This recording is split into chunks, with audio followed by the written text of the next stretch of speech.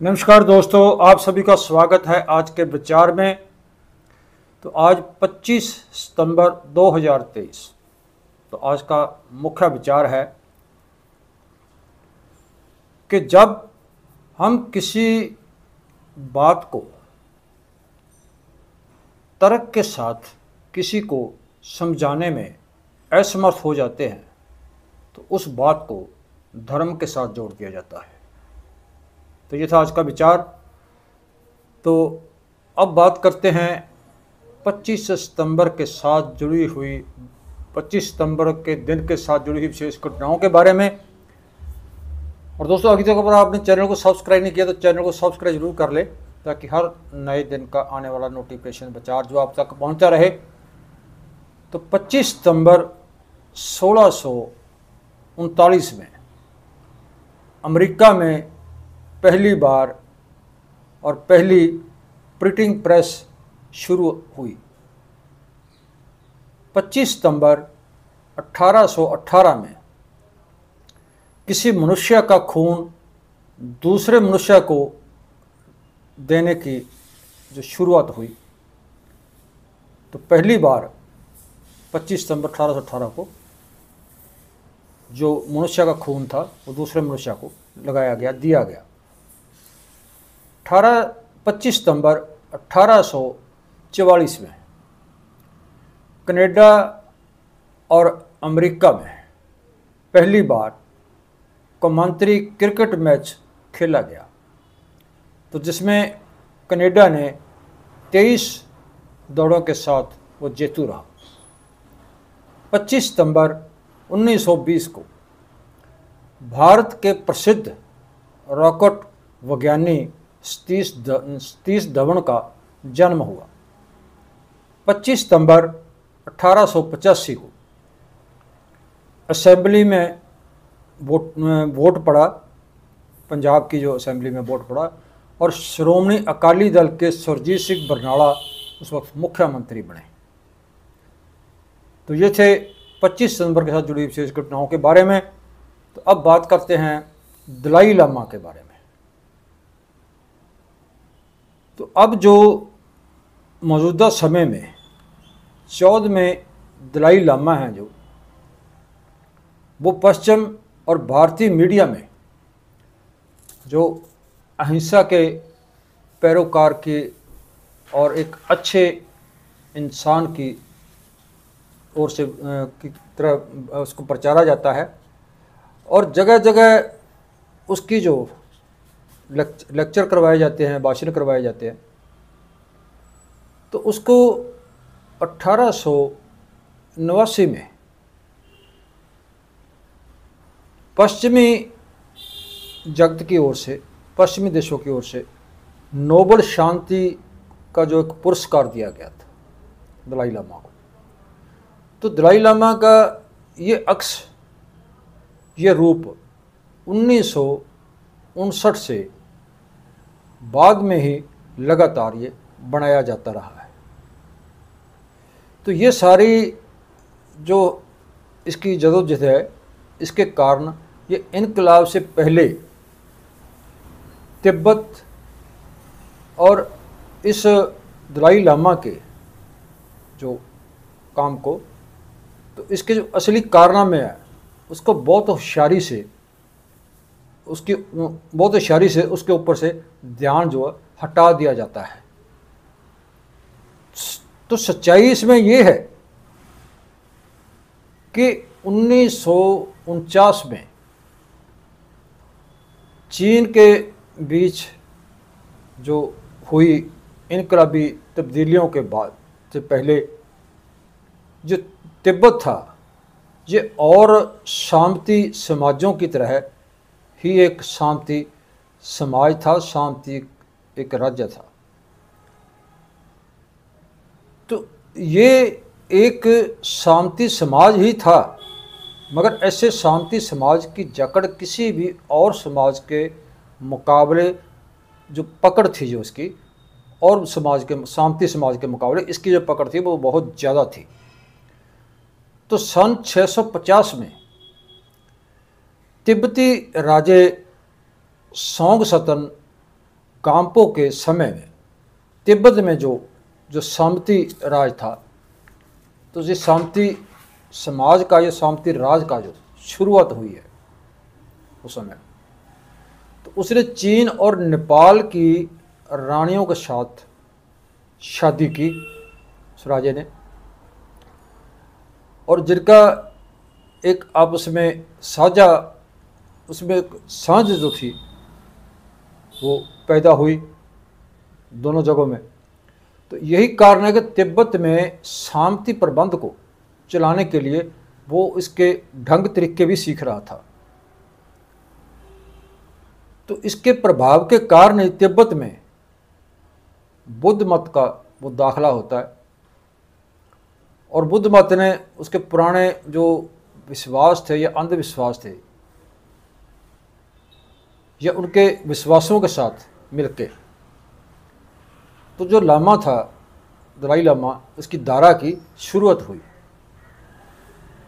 अब तिब्बत के राजगद्दी के ऊपर बैठने के लिए लगातार संघर्ष का जो दौर शुरू हो गया। तो इस संघर्ष में अहिंसा के उल्ट भयंकर हिंसा जो वहाँ पे हुई, और वो जो उसको सिंहासन पे बैठने वाले जो लोग थे, प्रतिद्वंदी थे, वो उसमें शरीक थे, शामिल थे उसमें। तो सन 1400 से 1600 ईस्वी तक हिंसक तरीके से तो उन मठों के जो महंतों के कुल समाज ने अपनी जकड़ बना रखी थी, और इस प्रबंध का जो केंद्र था जो वो दलाई लामे ही थे। यानी वो सामंती जो राजे थे वो दलाई लामा बोला जाता था उनको। तो वही थे जिनको पुराने कुदरती भगवान का, परमात्मा का, रब का रूप ही बताया जाता था। तो इनके जो मठ थे, इनके पास तिब्बत की जो थी बहुत सारी ज़मीन थी, इनके नाम जायदाद थी, ज़मीन थी वो। तो जिसके मालिक ये लामा ही थे, और उस ज़मीन के अंदर हजारों जो मजदूर थे, किसान थे, किसानी के रूप में वो काम करते थे, और उसके प्रचारक भी थे, वो भी काम करते थे, दलाई लामा के जो प्रचारक थे। तो जैसे कि दरेपंग मठ है जो, उसके पास 185 रियासतें थी, जिसमें कुल 7000 बौद्धी प्रचारक और 40,000 के करीब आम व्यक्ति जो थे, लोगों की जो उसमें मालकी थी। तो खुद मौजूदा जो दलाई लामा जब 1950 में पहली बार वहाँ से दौड़ा, तो वो अपने साथ सैकड़े जो उसके घोड़े थे, जो उस समय में जो साधन थे, तो वो सैकड़े घोड़े भर के सोने और चांदी के ईंटों के और सोने चांदी के अपने साथ ले गया। और उसने दौड़ने से उसके दौड़ने में अमेरिका खुफिया एजेंसी CIA का भी हाथ था, जिसको खुद दलाई लामे ने अपनी सवे जीवनी, जो उसकी किताब उन्होंने लिखी है, फ्रीडम इन एक्साइल, में भी माना है और लिखा है। तो दूसरी तरफ तिब्बत में जो आम लोग थे, कामगार लोग थे, काम करने वाले जो लोग थे, और बौद्धी प्रचारक थे जो, उनकी हालत जो थी बहुत ज़्यादा गरीबी की और बहुत बदतर हालत थी उनकी। तो उनके ऊपर बहुत सारे टैक्स लगाए जाते थे। 1940 के एक अध्ययन के अनुसार, एक जानकारी के अनुसार, जो वहाँ की 38% आबादी थी जिसने कभी ज़िंदगी में चाय तक नहीं थी पी, यानी इतनी गरीबी थी कि वो चाय तक नहीं पी सकते थे। और लगभग आधी आबादी जो थी वो मक्खन जो है, मक्खन खरीद के नहीं खा सकती थी। जबकि दूसरी तरफ जो बौद्ध का मठ था जोका कंग, जिसको मंदिर भी कहा जाता है, तो उसमें हर रोज़ हर दिन 4 टन मक्खन जो चढ़ाया जाता था। लगभग 90% आबादी जो थी वो अलग अलग शारीरिक बीमारियों से पीड़ित थी। टीबी, कोढ़, अंधापन, आँखों का अंधापन जो और ऐसी बहुत बीमारियों की वो शिकार थी।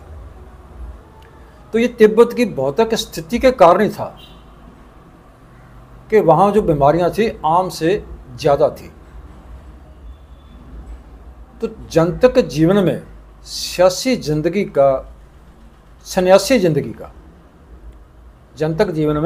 जिंदगी का प्रचार करने वाले ये जो लामा थे और ऊपरले जो उनके महंत थे, उनकी ओर से हेठले जो बोधि प्रचारक के साथ शारीरिक संबंध बनाने भी आम बात थी, जिस करके शारीरिक बीमारियां की भी बड़ी भरमार थी उस समय में। तो जो खेतिया लोग थे, खेतिया काम करते थे, उनकी जो लड़कियां थी उनके साथ भी जोर जबरदस्ती करना एक आम बात थी। पर उनके जो महंत थे बोधि, उनकी ओर से किसी भी किस्म के आधुनिक दवा, इलाज और जनतक सेहत सहूलतों का विरोध किया जाता था, जैसे कि आज तालिबान में भी किया जाता है। तो साथ के साथ एक मत थे, सहमत थे कि इसकी जकड़ वाले समाज में आम लोगों के लिए शिक्षा मुकम्मल तौर से गायब थी। तो तिब्बत में माओवादी इनकलाब से पहले जो तिब्बती भाषा में कोई भी पत्रिका प्रकाशित या कोई किताब नहीं होती थी, या किसी और किस्म के गैर धार्मिक साहित्य का बिल्कुल कमी थी, वो नहीं मिलता था वहाँ पे। तो इस गरीबी से बचना या इसे दौड़ के निकल जाना वहाँ के लोगों के बस की बात नहीं थी, उनके पास कोई रास्ता नहीं था। अगर कोई इसका विरोध भी करता तो उसके ऊपर बहुत सारे अत्याचार किए जाते, भयंकर अत्याचार किए जाते और अत्याचार का वो शिकार बनाया जाता। तो अब भी वहाँ के पुराने अजायब घरों में वो हथियार मिल जाते हैं जिनसे विरोध करने वाले लोगों को, बोलने वाले लोगों के ऊपर जो अत्याचार किया जाता था। उनमें से बहुत सारे जो नाखून उखाड़ने वाले, या उसको बोरी में बंद करके नहर में फेंक देना, आँखों में मिर्ची डाल देना और गर्म सरिये से आंखें निकाल देनी, तो अंगूठे बांध के नीचे लमका देना इत्यादि, ऐसे मतलब बहुत सारे भयानक तरीके थे उनको तशद्दुद करने के। तो इन मारे जाते लोगों के जो अवशेष थे, जो उसकी हड्डियां थी, उसको जो लामा था वो उनको याद के तौर पे रखा जाता था, संभाल के रखा जाता था उनको। तो मनुष्य शरीर की जो हड्डियां थी या उनका जो चमड़ा था, उसके ढोल, डोंगे इत्यादि जो बनाए जाते थे। तो इनकलाब के बाद जो इनके महलों से, दलाई लामा के महलों से मनुष्य की हड्डियां, उनके पिंजर या बहुत चीज़ें बरामद हुई। तो इनकलाब के बाद मौजूदा दलाई लामा के महल में से 108 अलग अलग मनुक्खी खोपड़ियाँ से बनी हुई तस्बीह भी मतलब वहाँ पे मिली। तो कई साबका जो थे उनके काम करने वाले मुजाहिर, जो खेतों में काम करने वाले थे, और उन्होंने इनकलाब के बाद अपनी गवाही भी दी, उनका राज था, तो वहाँ पे जीते जी इंसानों की बलि भी दी जाती थी।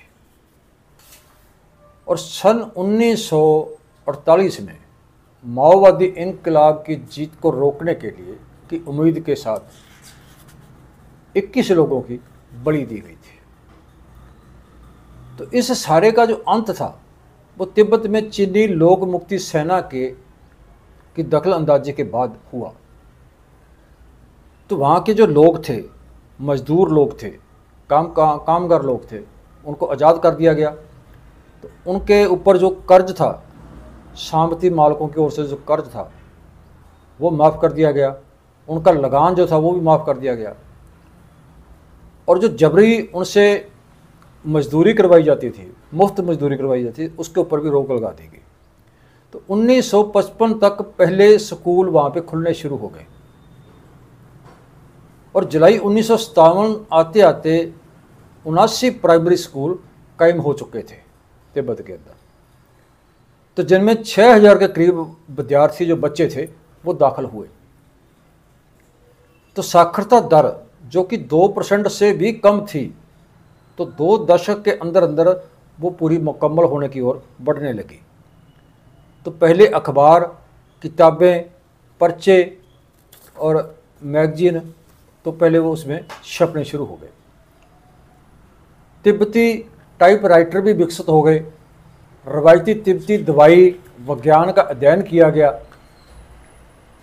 और उसको सबसे बढ़िया चीज़ें जो थी उनको पहली बार आम लोगों तक पहुंचाया गया। औरतों की जो भूमिका थी उस समाज को बदलने के लिए वो भी बढ़ने लगी। तो 1975 तक कुल 27,000 इनकलाबी कारकुनों में से 12,000 औरतें थीं। तो एवरेस्ट की चोटी को सर करने वाली पहली औरत भी तिब्बत से ही थी। तो 1958 में पहली कोयला का खान शुरू हुई। तो ये सब उस वक्त चीनी सरकार की तिब्बत को विभिन्नता वाला जो इलाका था वो बनाने की कोशिशों का ही नतीजा था, क्योंकि तिब्बत में ज़्यादातर खेती होती थी। तो जहाँ खेती होती थी और साथ के साथ इनकलाब के बाद वहाँ पे जो सनत भी विकास करने लगी, सनतें भी लगाई गई, कारखाने लगाए गए और फैक्ट्रियाँ लगाई। क्योंकि अगर तिब्बत सिर्फ खेती प्रधान एरिया ही रहता तो इसने कभी भी तरक्की नहीं थी करनी और महज ये मुख्य जो है मुख्य चीन को कच्चे माल की पूर्ति वाला क्षेत्र ही बन के रह जाता है अगर उसमें विकास ना होता था। और इसका अपना विकास पीछे रह जाता। तो पुरानी अंधविश्वासी रीतों को तोड़ते हुए तिब्बत में पहले बड़े अस्पताल खोले गए, सरकारी अस्पताल खोले गए और कुछ वर्षों में ही इनका जो पूरे तिब्बत में जाल जो बिछा दिया गया। तो कुछ दशकों में ही तिब्बत वासियों की औसत उम्र जो थी वो दोगुनी यानी कि 60 वर्ष की ऊपर तक पहुंच गई। तो इस सब के साथ जो आर्थिक वितकरा था वो भी कम होने लगा।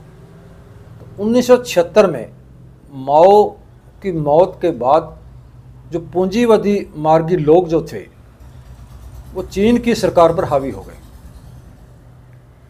जिन्होंने पूंजीवादी नीतियों को उत्साहित किया, जिसके चलते तिब्बत में पिछले 3 दशकों के दौरान फिर वहाँ पे ना बराबरी जो उसमें एक फ़र्क है वो बढ़ रहा है। मगर 1951 से लेकर के खास करके 1959 से और 1976 तक तिब्बत ने जो सुनहरी दौर देखा वो लोग मनों के अंदर, लोगों के दिमागों के अंदर अब भी मौजूद है, वो उसको भूल नहीं सके।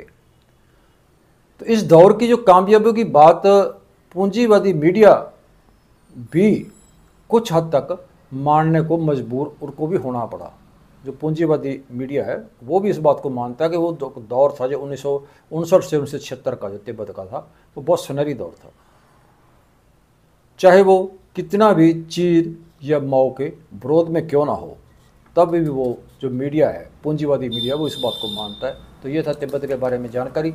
कैसी लगी, अच्छी लगी तो उसको ज़्यादा लाइक शेयर करना, कमेंट करके अपने विचार जरूर देना दोस्तों। कल फिर मिलते हैं एक ऐसे ही और विचार के साथ, तब तक नमस्कार।